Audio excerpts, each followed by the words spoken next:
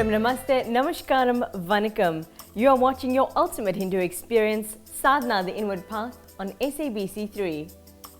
On the show today, we draw inspiration from the temples. First through dance with Seema Lalla in Lodium, and then at the Sri Vishnu Temple in Pietermaritzburg. Anuradha's back with conscious cooking, and we continue with Kugan and Lokeshji a little later on. Originating out of the temples in India, Bharatanatyam is one of the earliest forms of Indian classical dance. Thousands of years later, this ancient art form still finds a special place in the hearts of Hindu children around the world. We met Seema Lalla in Lodium, Pretoria recently, as she shared her remarkable journey through dance with us.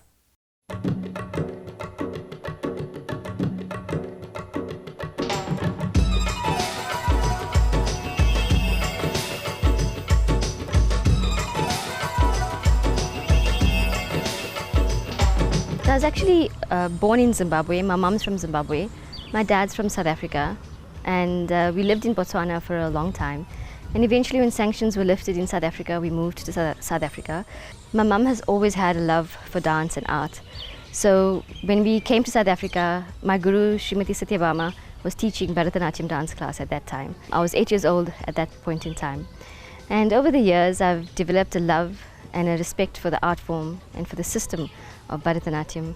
And now 30 years, actually 35 years down the line, I've become a dance teacher.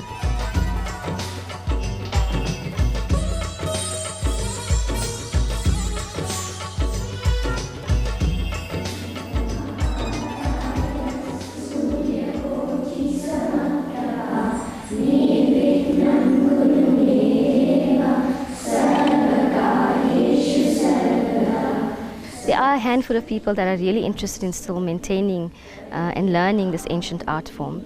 And I think that there are a few people that are trying to, just keep that tradition going. With the times, though, we have to change in terms of the way we approach teaching the art form in this day and age. And I think even though it's such an ancient art form, it's over 5,000 years old and it has changed over the years. The way we teach it now has to be reflective of the times that we live in. We bow to the pure and flawless Satvika Shiva, whose body Amrika is the world, whose speech Vachika is the entire language. I think dance is definitely a sadhana. For me, it's always been more of a spiritual journey. Teaching dance to young kids, for me, it's also about life experience. As much as dance is communication, it is also about you as a dancer or as a student understanding yourself.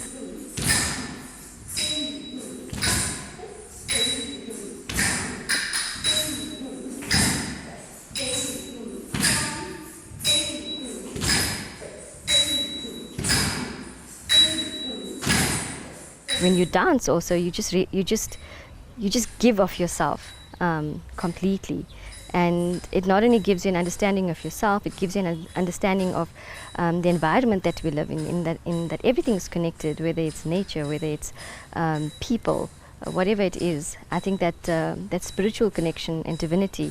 As a dancer, you learn so much about yourself that you realize what spirituality and divinity is. And with the kids as well, it's difficult for them to understand that as when they just start learning dance. But as they go through, they learn about the gods and the goddesses and those kind of things. But then really, they realize that it's a lot more than just, just praying. It is really a realization.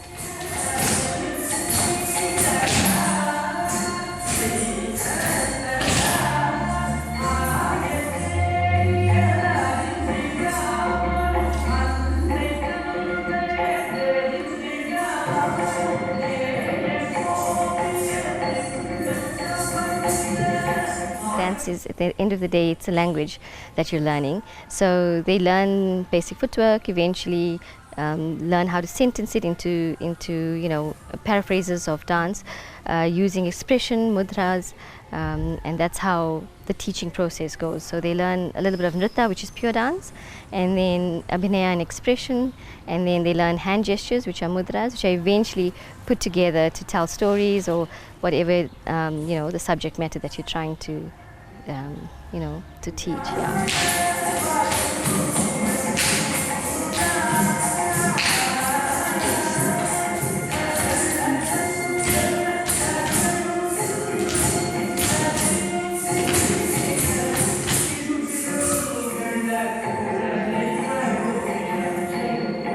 I just hope that that my teaching and what I'm imparting to my students, that it's something that's going to give them strength and skill and a beautiful life that they could have by learning an art form that is so divine, and yet it is so rich with culture, and not only culture but just full of life.